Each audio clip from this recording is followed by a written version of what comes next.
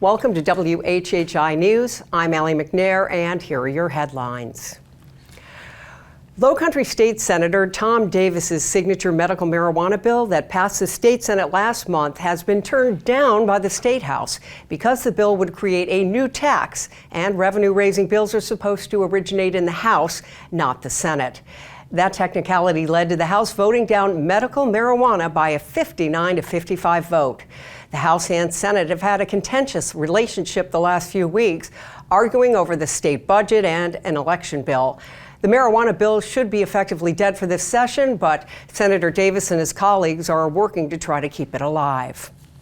A state grand jury has indicted former Hampton banker Russell Laffitte on major financial crimes.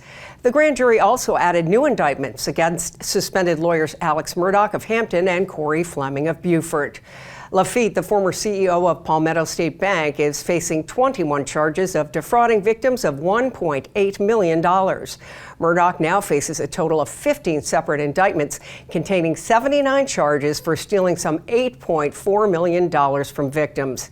Fleming is charged in indictments which allege that he stole $3.1 million from victims. Well, Richland County's jail needs to make some major improvements by the end of this month. At an April hearing, South Carolina Judge Jean Toll stated that the Alvin S. Glenn Detention Center needs a, quote, complete relook, end quote, at how it provides basic access to attorneys for detainees. The facility has faced numerous problems that include one detainee's death from dehydration that was later ruled a homicide, and an attack by detainees on 2 detention officers.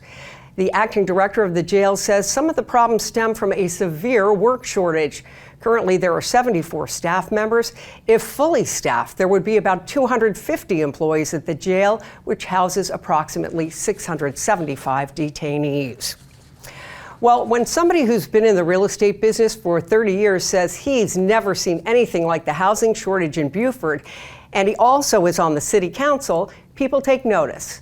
Mike Maffei told the Island Packet that there's very little housing left in the city of Beaufort, and what is available isn't anything middle-income workers can afford. The median price of a home in Beaufort is now $256,000. That's up more than 25% from just a year ago. New construction in Beaufort is targeted at the high 300,000s and above. McPhee says the concept of workforce housing is almost non-existent in Beaufort now. The Beaufort School Board and the Beaufort County Council are publicly expressing displeasure with one another. The school board has now blasted the county council in a letter that challenges the council for blaming the school board for sinking impact fees, which are used to build more schools. No school board member attended the council meeting where the impact fees were dropped, even though the school board contends it has been an, quote, unwavering supporter, end quote, of those fees. County Administrator Eric Greenway had earlier emailed School Superintendent Frank Rodriguez, chiding the school district for not fighting harder for the impact fees. At least 2 more schools are expected to be needed in the next few years to handle growth in Bluffton, Hardyville, and in Okatee. Now, for details on these stories and more, please go to the media sources on your screen.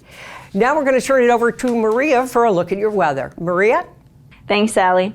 All right, let's take a look at the weather for Friday. So it looks like it's going to be partly sunny in the morning, and there's a chance of thunder showers in the afternoon and going into the evening. Hilton has going to have a high of 87, a low of 71. Bluffton's going to have a high of 91 and a low of 70. And Beaufort's going to have a high of 90 and a low of 68. The sunrise for Friday is going to be at 6:32, and sunset's going to be at 8:07.